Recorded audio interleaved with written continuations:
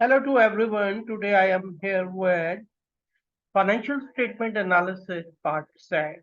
If you are interested to have update videos on banking and finance related topics, please do subscribe my channel.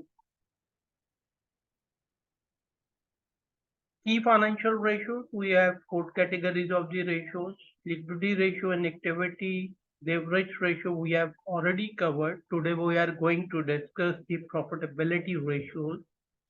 Profitability ratios, company's profitability measures its profit as a percentage of various other variables that help to determine whether the company's profitability is healthy and moving in right direction.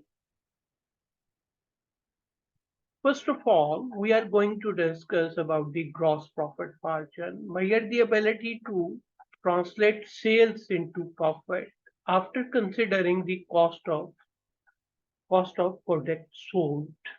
Now, that is equal to gross profit margin is equal to gross profit divided by net sales.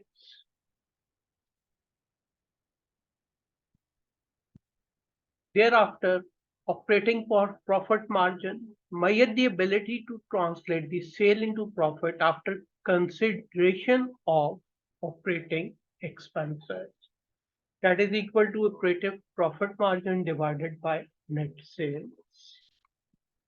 Thereafter, net profit margin, measure ability to translate sales into profit after consideration of expenses and revenue, including interest, taxes, and non-operating items.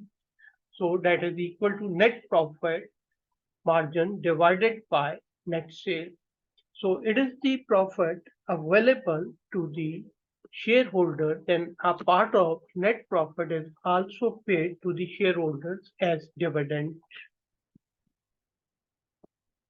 There are other um, profitability ratios that include return on assets, measure the overall efficiency of the firm in managing the investment in assets and generating profit. Net profit margin divided by total assets. Total assets is also called the size of the balance sheet. Thereafter, we have the return on equity, measures the rate of return on shareholders' investment that is equal to net profit margin divided by total owners' equity. Thereafter, return on the capital employed measures the rate of return on total investment engaged in the business that include the sum of capital debt, particularly long-term debt plus owners' equity.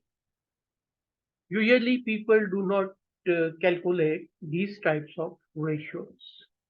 Thereafter, earning per share measure the rate of the return on each share invested in the business, net profit margin divided by total number of the sales. Here we have comparative analysis of a company's profitability ratios. First of all, we have the gross profit margin. We can review its increase uh, for 1 year. Thereafter, there is a increasing and decreasing trend. Now, the job of the analyst is to find the reason why the profit was increased during the second year and why there is decreasing in the third year. So analysts will have to focus on the logical reason for this change. Similarly, you can see the operating profit increased significantly by 27.53 from 9.54. And thereafter, there is a nominal change that comes to 26.90. Net profit margin, there is a significant increase for the second year from about 8% to 22%. Thereafter, it decreases by almost 3%. So you should know the reason. Analysts will have to dig the reason. Return on the assets. In the second year, you can observe all the ratios are changing and having the positive impact.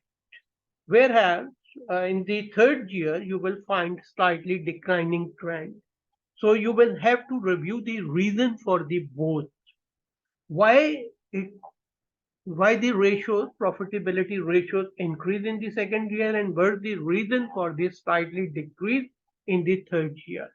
It's the job of the analyst. Thank you very much. See you soon with the upcoming video on the same topic very soon.